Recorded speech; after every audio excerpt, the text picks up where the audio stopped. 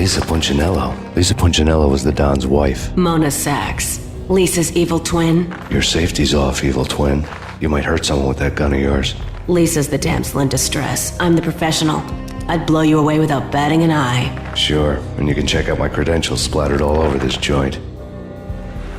Jack couldn't have framed you. Not the state he was in. We're after the same slime bag. Angelo Punchinello's the one who murdered your friend and framed you with it. You know this for a fact? I've got my sources. I don't have a clue these days. I just shoot them as they come. Who put a contract on the archfiend? This one's mine. I hate the guts of that sadistic wife-beater. Why not pool our bullets for this one? I thought you'd never ask. My finger was starting to twitch. How do you like your whiskey? I'm easy, as long as you don't try to slip me a Mickey. You're a real angel, Max. It was good stuff. Tasted sweet as honey going down. Nothing personal. Can't risk you going berserk and getting Lisa killed.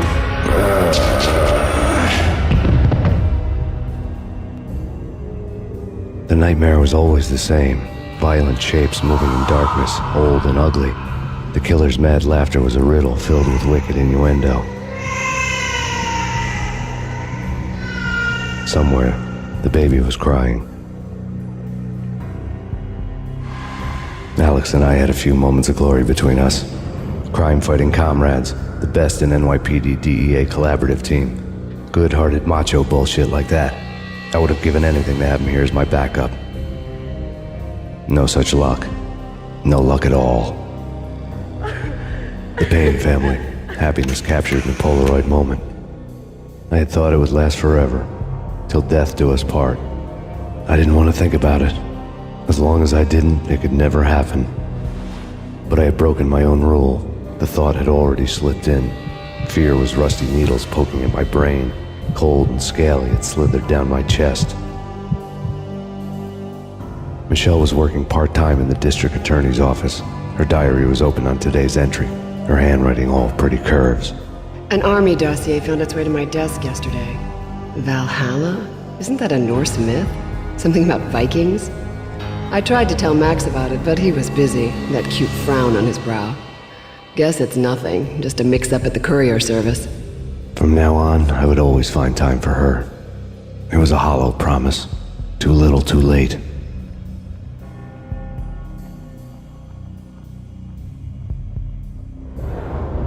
I woke up in a bad dream.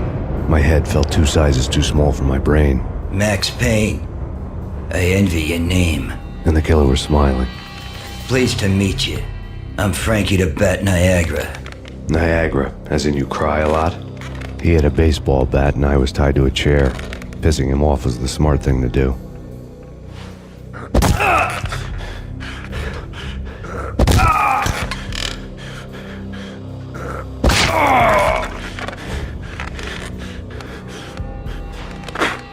Nothing wrong with a little laugh now and then. Take me, for example. I love to watch cartoons. Cartoon violence is a fascinating thing. Let's take a break. I need to take a leak and maybe grab a cold one at the bar. Don't worry. I'll be back to finish this off. And then, it's checkout time. You play, you pay, you bastard. He swaggered out, and the door clanged shut behind him, locks clicking into place. Everyone makes mistakes. Mine hadn't been to crack jokes about the goon with the bat. He'd have cracked my skull regardless. It hadn't even been to trust a girl with a gun. I had blindly gone after the first bad guy on my hit list when I should have been aiming further up the ladder, at the head of the Punchinello family. I couldn't bring myself to be pissed at Mona. Guess I had a soft spot for her pretty face.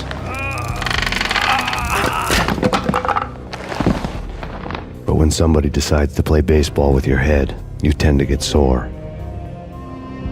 They had dragged me back to the basement of Lupino's hotel. I was beaten, bruised, and blue.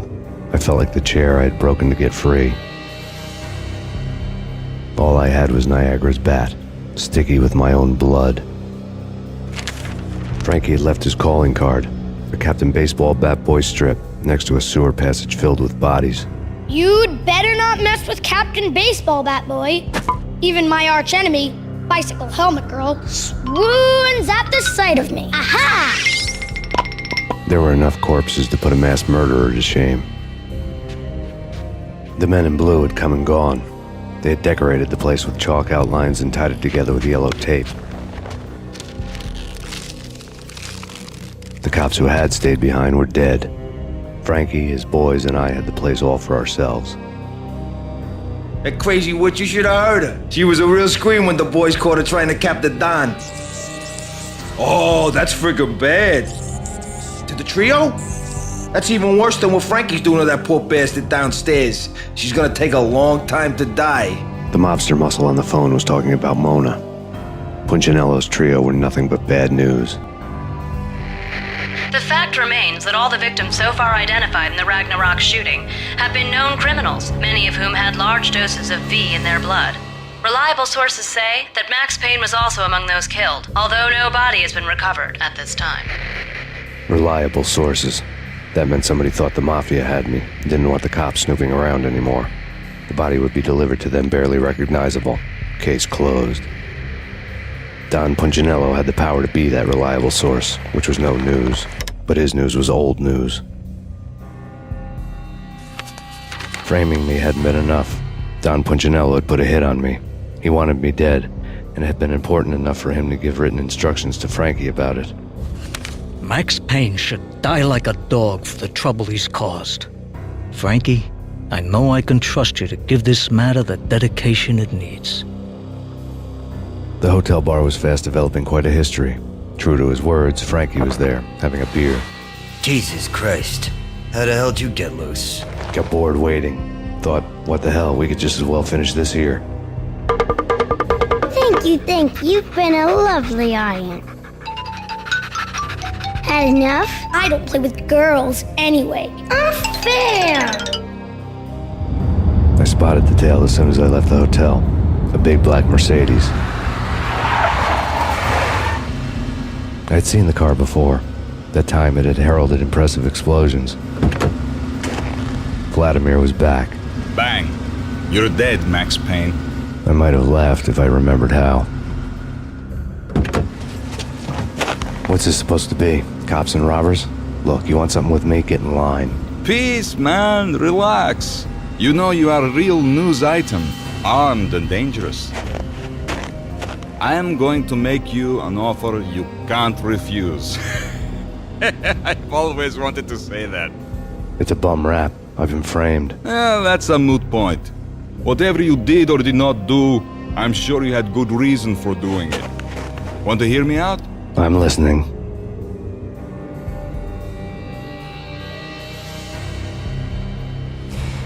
Punchinello messing with V is bad for business all around. But that's not all.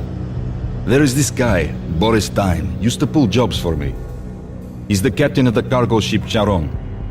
Now the bastard turncoat has gone over to the other side, Punchinello's. The ship's loaded with high-res hardware, guns, my business. If Punchinello gets hold of that cargo, he's won and I have lost. And you'll have your work cut out for you. If you want to get to Punchinello, you'll need heavy-duty persuaders. I am just the man to get them for you. Change the ship back under my flag, maybe pop 2 in the traitor Dime's head while you're at it. You'll get enough guns to start the apocalypse. You in or out? Let's get this show on the road. Vladimir was one of those old-time bad guys with honor and morals, which made him almost one of the good guys. None of us was a saint. The Brooklyn riverfront was a maze of rusty containers, sharp-boned cranes looming up from the snowstorm. On a night like this, you couldn't help but think of the dark army of dead men sleeping with the fishes, cement shoes in line. No Minotaur lurked in this labyrinth, but somewhere out there, on the clanking deck of his cargo freighter, the skipper of the Chiron was waiting, like the ferryman of the River Styx. Rico Muerto had come to town to do more than just sort out family troubles. Exhibits number 1, 2, and 3. A briefcase of money, a sniper rifle, and an envelope with one word neatly printed on a folded piece of expensive paper. Mayor. It didn't sound like a mafia contract at all. It was too cold and too to the point.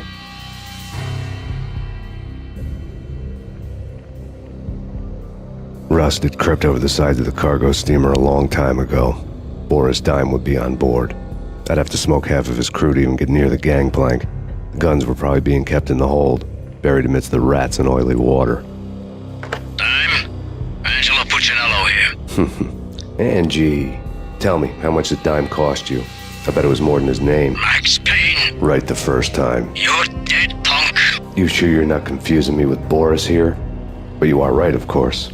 Pretty soon we should get together and have a talk. You son of a... Pissing Puccinello off was a dangerous game, but when people get mad, they make mistakes. I should know. That's where I wanted Puccinello, mad enough to trip over his own feet, preferably into a grave. Did you get everything you need? Check. I owe you. Anything you need. This is my solo. When I'm through, Puccinello won't be anybody's problem anymore. Clear as vodka. But anytime you get between a rock and a hard place, just whistle. This could be the beginning of a beautiful friendship. You really get a bang out of this big-time gangster act, don't you?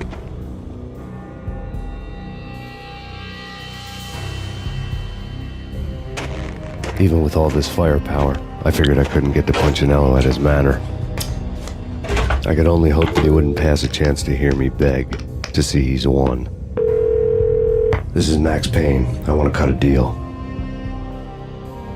Payne, you're a dead man. That's what everybody keeps telling me. I got your ship and her cargo. I want to meet. No pain, no gain. Capiche? You know my restaurant? Yeah, I know it. 1 hour. Puccinello's restaurant had seen better days. Snow was falling like ashes from post-apocalyptic skies, but that was outside. Things would soon get hot in the Don's restaurant. I knew it was a long shot, Angelo Puccinello actually showing up, but there was no crime in hoping. Vlad had seen my smoke signals. The Mercedes was revving to go, almost drowning out the banshee wail of the sirens. You coming? We'll drop you off at the Puccinello Manor. Sounds good to me.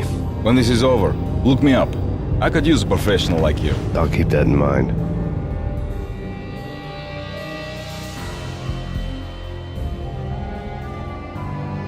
The night groaned with cold. The garden lights flickered nervously. In their light, the falling snow was dead white before the darkness ate it up. I had heard the stories. The trio were mad dogs. They'd have hung the heads of their enemies over the manor gates if the capo had only let them. Puccinello wanted pain. He'd see the pain. The trick in my situation was that there was no trick, no matter what the movies tell you.